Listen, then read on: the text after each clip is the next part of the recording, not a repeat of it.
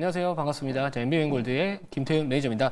자, 오늘도 목표가 달성한 종목, 이번 주, 지난주 계속해서 목표가 달성한 종목들 나와주고 있고, 자, 오늘도 빠르게 리뷰부터 도와드리고 나서 이제 오늘 공략할 종목, 이 반도체 섹터 내에서 시장의 흐름에 딱 맞는 종목, 또 저가 부근에 있는 종목 하나 말씀을 드릴 테니까 잠시 뒤에 집중해 주시기 바랍니다.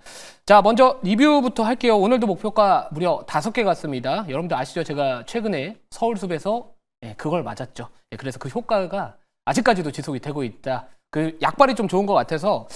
자, 아무튼 목표가 간 종목부터 말씀을 좀 드려보겠습니다. 자, STI 바로 리뷰를 할게요.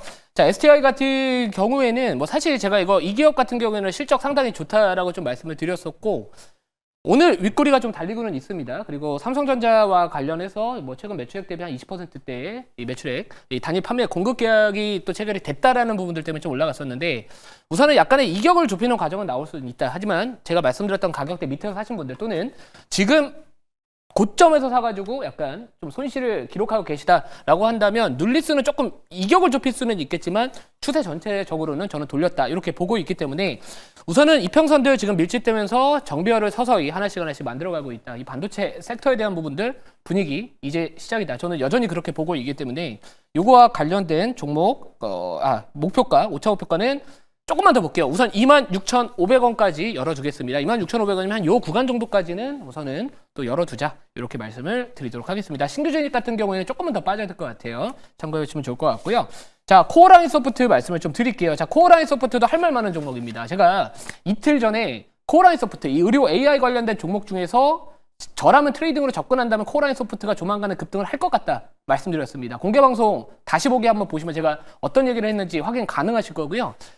바로 어제 이 FDA 관련된 이슈가 좀 나와주면서 장중에 거의 상한가에 육박하는 상승이 나왔으나 자, 오늘 5%대 조정이 나와주고 있습니다. 자, 이 기업 같은 경우는 제가 또 한 가지 포인트를 말씀을 드렸죠. 2월 19일부터 2월 21일까지 호주 폐암학회와 관련해서 폐암 조기 진단 관련된 부분들 이런 이슈 또 한 번 정도는 좀 부각받지 않을까? 그 가능성에 대한 이야기를 말씀을 좀 드렸었는데 사실 지난밤 이제 이 미국장의 흐름을 보면은 이 템퍼스 AI 같은 기업은 우선은 이 CEO나 CFO인가요? 그 관계자들의 지분 매각 이슈 때문에 전체적으로 약간 조정이 나왔습니다. 그리고 리커션 파마스티커스 같은 경우에는 최근에 또 AI 신약 개발 관련된 대장주라고 보시면 좋을 것 같은데 그 기업도 이 프리마켓에서 급등을 하다가 정규장에서 약간 낙폭, 상승폭이 다 반납을 했습니다. 그러면서 하락 마감을 했기 때문에 오늘 이 반도체 섹터로 수급이다 또는 2차전지 섹터로 수급이다 가버렸다. 그러니까 최근에 많이 올라갔던 종목들에서는 차익 시그널이 나와주면서 전반적으로 쉬어간다 이렇게 볼 수 있겠지만 아직까지는 거래 자체가 어제 터진 거래량 대비해서 유의미한 거래가 터지진 않았습니다. 거기에 수반된 음봉은 아니기 때문에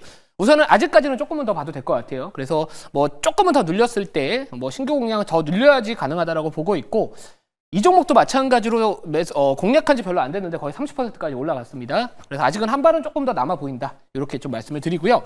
자, 2차 목표가는 11,700원, 11,700원 말씀을 드리도록 하겠습니다. 자, 다음 리뷰할 종목도 할 말이 많아요. 제가 원래 말이 많은데 오늘따라 또 더 할 말이 많습니다. 자, 아무튼 텔레칩스 같은 경우에도 어제 급등이 나왔습니다. 그 이유가 뭐냐면 로봇용 반도체 관련된 이슈 부각받으면서 급등이 나왔거든요. 제 공개방송 또는 제가 이전에 이 자리에서 TMI에서 말씀드렸던 그 자료 중에서 이 기업의 제일 큰 키워드 로봇용 반도체 관련된 종목으로 부각받을 것이다. 이렇게 말씀드렸거든요. 정확하게 그거 부각받으면서 급등이 나왔습니다.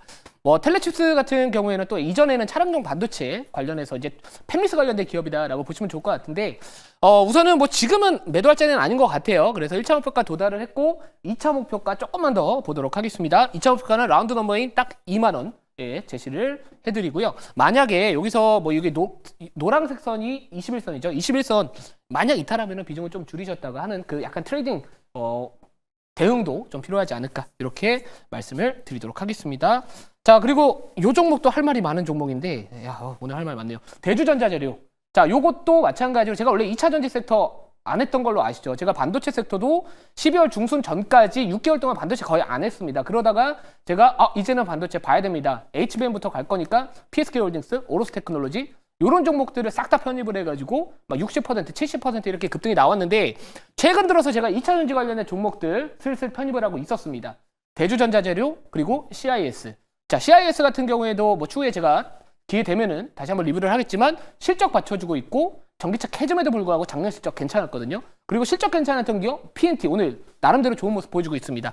대주전자재료 같은 경우에는 제가 두 가지 키워드를 접근을 했고요. 다음 달에 있을 2025 인터배터리 2025와 관련해서 뭐 전고체 배터리 쪽 관련된 이슈 뭐 같이 한번 부각받을 수 있지 않을까라고 저는 봤던 거고, 자 그리고 또 한 가지 이슈가 뭐냐면은 바로 테슬라의 새로운 모델 Y가 이제 본격적으로 또 양산 그리고 또 이런 판매량이나 이런 부분들에 대한 약간의 좀 잘 팔리고 있다 이런 이야기들도 나와줄 수 있지 않을까 이렇게 볼 수 있을 것 같습니다. 그래서 2차전지 섹터 내에서는 그래도 약간 이벤트성 또는 앞으로 시장의 중심에 설 수 있는 종목들을 가는 게 맞다라고 봤고요.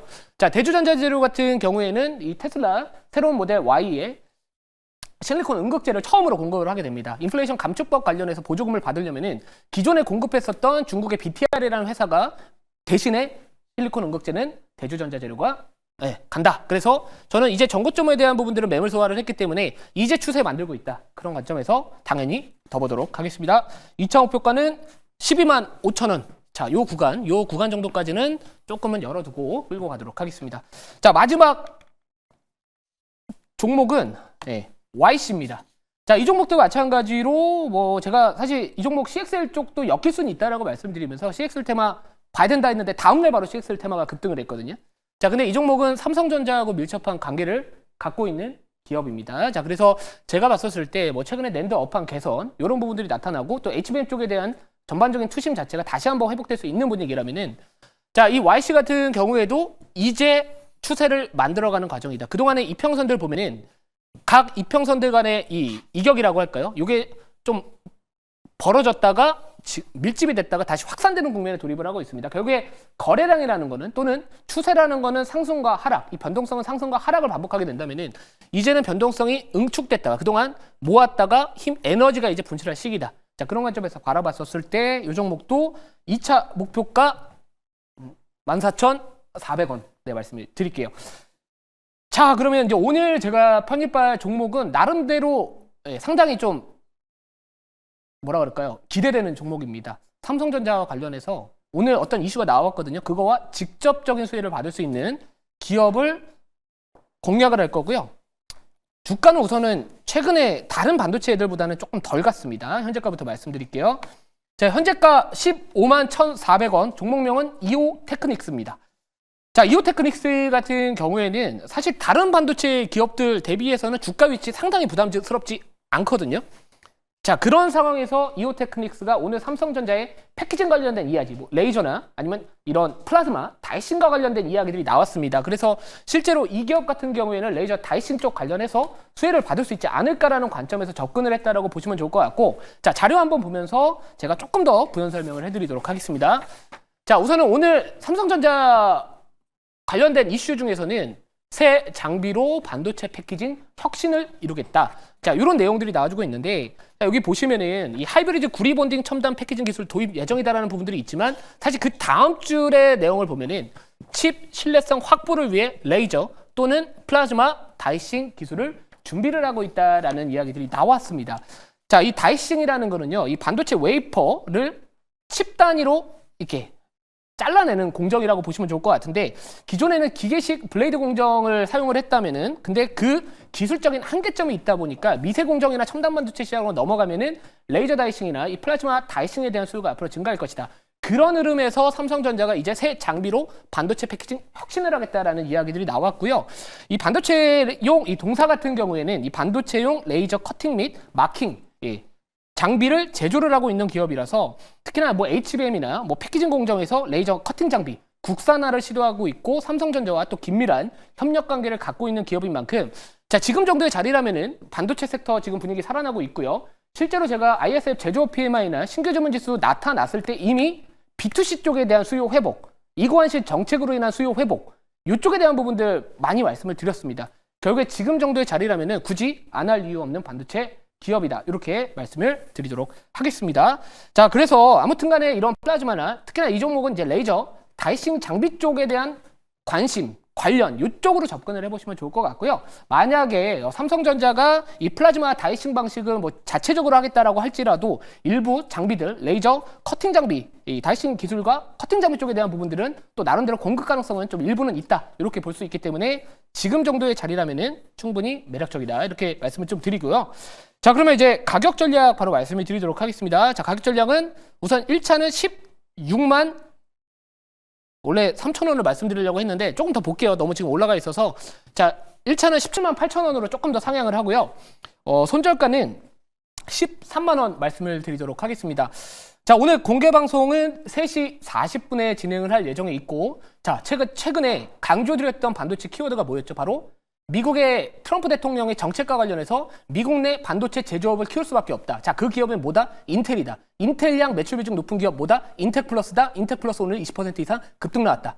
다음 후속조 말씀드릴 테니까 오늘 공개 방송 3시 40분 많은 시청 부탁드리도록 하겠습니다.